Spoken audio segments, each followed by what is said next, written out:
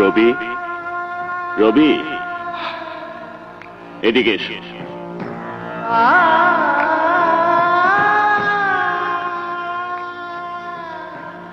আজ রাতেই তোমার ফাঁসি হবে। তোমার কি কোনো শেষ ইচ্ছা আছে?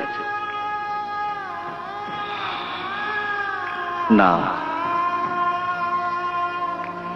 শানুরে কোয়েন সে যেন অন্য কারো বিয়ে করে না। আমার লাশটা কুসুমপুর আমার মায়ের কাছে পাঠিয়ে দিন। যেদিন থেকে অস্ত্র হাতে নিছে সেদিন থেকে আমার মা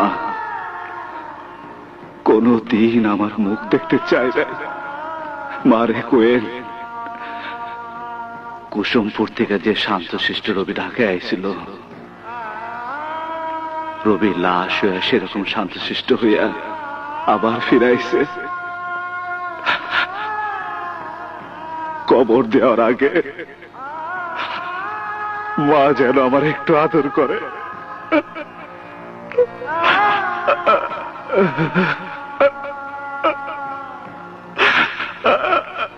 আমার কপালে, আমার কপালে, আমার কপালে একটা চুমা দেয়।